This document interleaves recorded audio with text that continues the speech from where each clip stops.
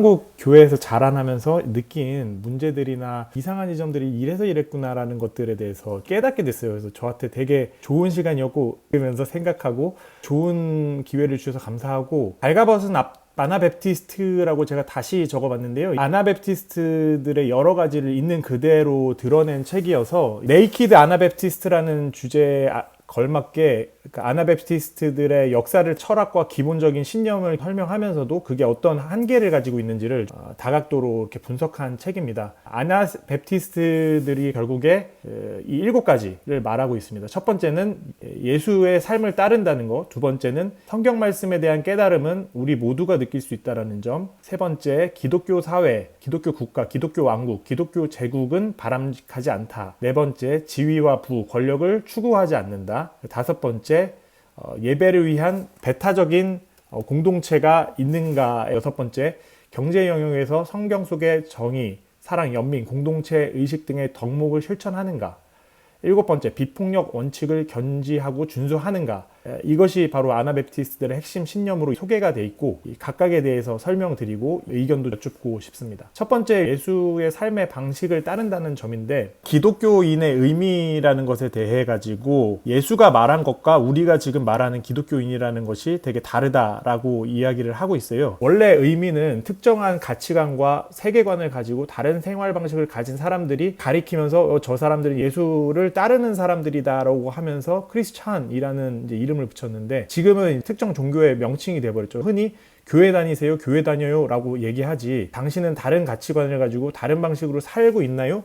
라고 묻지 않는다는 거죠. 흔히 말하는 기독교, 개신교 혹은 그리스도인이라는 개념 자체가 과연 본질적인 의미를 가지고서 이 얘기를 할 수가 있을까? 나는 개신교인입니다 라고 말할 때 그것은 종교 행사에 참여하는 것 뿐이지, 종교 기관에 등록되어 있는 것 뿐이지, 종교적 소속감을 말하는 것이지 가치관과 생활 방식에 대해서 내포하고 있는 의미를 우리 스스로도 버리지 않았나 라는 점을 얘기를 하고 있고요. 그런 점에서 아나베프티스트들은 선교의 대상을 개발도상국의 선교사가 가서 성경책을 번역해서 전해주는 게 아니라 현재 여기에 있는 사람들이 과연 예수가 가르친 방식과 가치관, 세계관을 따르고 있는가 따르고 있지 않은가에 대한 이야기를 하고 있습니다. 개발도상국에게는 뭐 여성의 인권이나 교육, 그런 것이 선교의 모습이겠지만, 지금 미국이나 유럽, 대한민국 등 OECD 국가들 역시도 선교의 대상인 거죠. 왜냐하면 자본주의와 양극화 문제 등 성경의 가치관을 전혀 따르고 있지 않기 때문에 선교의 대상이 바로 현재 여기라는 것입니다. 두 번째, 성경 말씀에 대한 깨달음을 모두가 느낄 수 있다는 점인데요.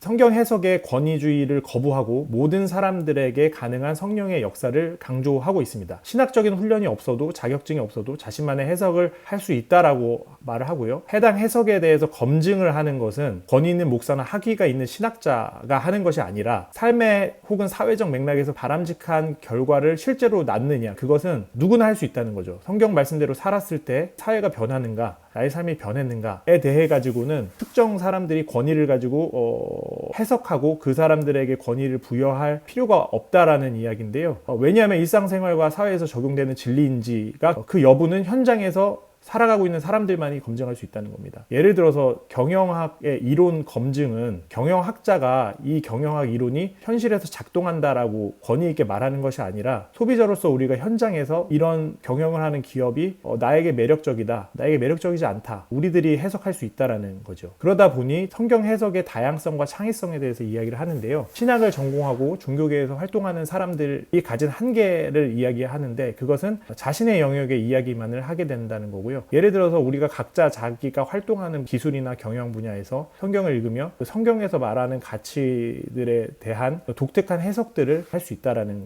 것입니다. 세 번째, 기독교 국가, 크리스탄둠이라고 표현이 되어 있는, 기독교 국가적을 추구하는 것은 바람직하지 않다. 이 얘기는 탈권위주의 혹은 비폭력주의와 연결이 되어 있는데요. 역사적인 설명을 하고 있습니다. 기독교가 왜 권력과 이렇게 결탁하게 되었는가? 4세기 로마 황제 콘스탄틴 1세가 황실 종교로 승격하면서 이 이후로 이제 20세기까지 이어지는 것이, 우리나라도 깊이 영향을 받은 것이 이제 기독교 사회, 기독교 국가, 기독교 왕국, 기독교 제국을 만들어야 된다. 권력자가 원한 것들을 기독교가 성실하게 해주는 역할을 했다는 거죠. 기독교가 특혜를 받은 만큼 이제 유아 세례를 통해서 시민으로서 등록하고 국가 권력에 의해서 개개인이 철저하게 통치받는 방식으로서의 통치 원리 혹은 행정적 절차로서의 교회 역할을 아주 하게 되면서 권력의 통치와 관리의 하나의 도구가 되었다라는 이야기를 하고 있습니다. 문제는 이제 이런 기독교 제국으로 인해서 성경 내용이 왜곡되기 시작했다는 건데, 대표적으로 사도신경입니다. 이때 만들어졌고 예수의 성품과 삶의 가르침이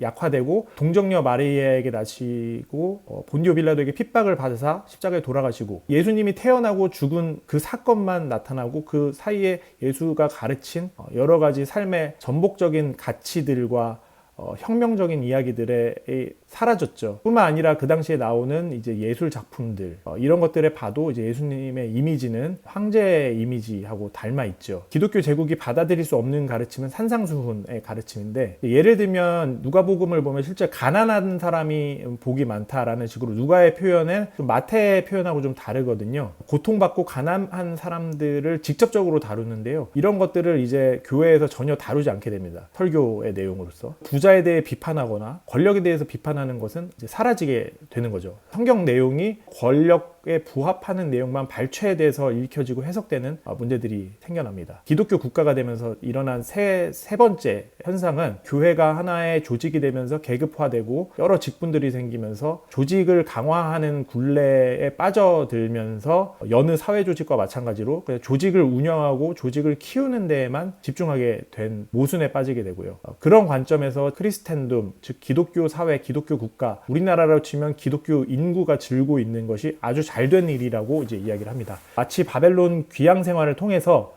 타락한 가치관과 문화가 다시 바뀌는 계기가 되었듯이 개신교인이 줄어들고 있는 지금의 현실이야말로 변질된 성경의 교훈이 다시 제자리를 찾을 기회이다. 근데 교훈은 무엇이냐?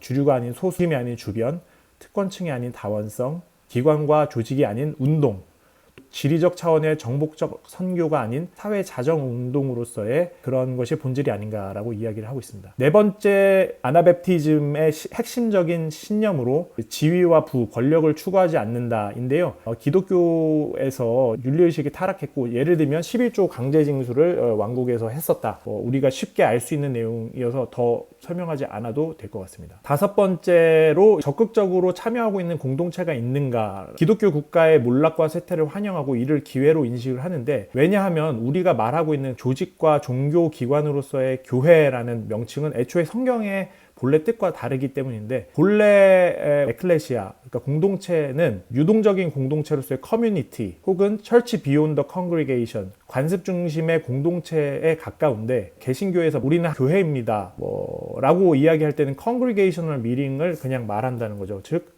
모여서 예배드리는 거, 이것은 기독교 왕국의 잘못된 접근, 왜곡된 접근으로 인해서 성경에서 말하는 교회를 회중 모임으로 착각하고 있다. 그럼 아나베티즘에서 말하는, 성경에서 말하는 공동체라는 건 도대체 무슨 이야기냐? 당신들이 말하는 공동체는 무엇이냐라고 했을 때 이들은 성경 가르침이 모두가 가능한 공동체이고 돌봄의 역할도 나누어져야 하고요. 예배의 장소에 와서 설교를 듣고 헤어지는 관계가 아니라 구체적으로 삶에서 함께 공동체 생활에 참여하는 형태이고 다양성이 존중받는 공동체입니다. 여섯 번째, 경제 영역에서 성경 속에 정의, 사랑, 연민, 공동체 의식 등이 실천되는가인데요. 아나베프티스트들은 사회 차원에서 윤리를 이해를 하는데 사회를 구조적으로 이제 비판하고 이해를 하고 있습니다. 정의의 관점에서 부정의한 권력층의 착취적 구조를 노출시키는 구약의 소선지서들이 말하는 사회 정의와 일치한다고 생각을 하고요. 성경에서도 사도 요한이나 예수가 말했던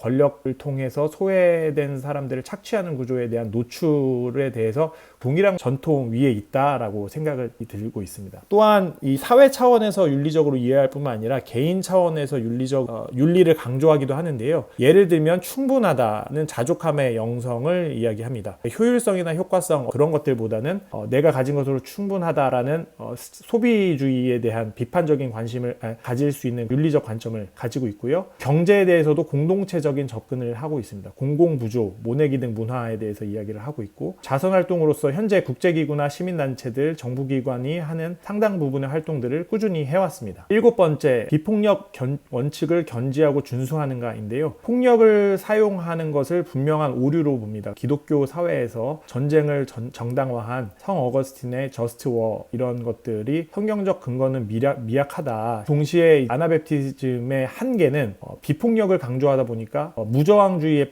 빠지기도 한다. 저항이 필요했을 때 정작 저항의 자리에 서지 않는, 반면에 긍정적인 면은 정의에 있어가지고 대안적 접근을 항상 해왔고, 처벌보다는 회복하는 형태의 노력을 해왔다라는 점에서 의미가 있다라고 이야기를 했습니다. 아나베프티스트들이 박해받은 역사는 이제 기독교 왕국의 통제에 방해가 된 거에서 시작이 된 거죠. 재침례, 성인 침례를 다시 받는다는 게 왜 그렇게 심각한 문제였는지, 그것은 기독교 왕국 체제에 모든 시민이 등록되어서 속해야 되는 교회 체제, 지역 체제의 행정적 관리, 통치, 시민에 대한 통치나 통제에 방해가 되는 존재였기 때문에 신학보다는 국가의 행정적 원리에서 눈에 거슬리는 존재였다는 점에서, 이 사람들이 순교를 하기까지 이르는 지점에서는 아나베프티스트들이 가지고 있는 사회 구조적 비판적 관점이 위험하다는 거죠. 농민의 봉기와 연결되거나 그러면서 이 사람들이 사회에서 쫓겨나면서 분리주의적 성격을 불가피하게 가지게 된 것이 있습니다. 아나베프티스트들의 흐름에서 그 후예들로 메노나이트, 후터라이트, 아미시 등을 혹은 다른 침례파들의 영향을 주기도 했고, 다른 국가에 자리를 잡기도 했지만, 제가 흥미롭게 본 것은 아나베프티즘의 영향을 받고 있는 개인들, 어떤 교파적 차원에서 아나베프티즘을 이해하고 아나베프티즘의 교회에 가려고 하는 것이 아니라, 나는 개신교가 싫어, 교회가 싫어, 하지만 자신의 마음속에서 문제의식을 가지고 있었던 모태신앙의 사람들이 관심을 가지고 있는 것이 바로 이 아나베프티즘적 접근이다, 그렇게 이야기를 하고 있습니다.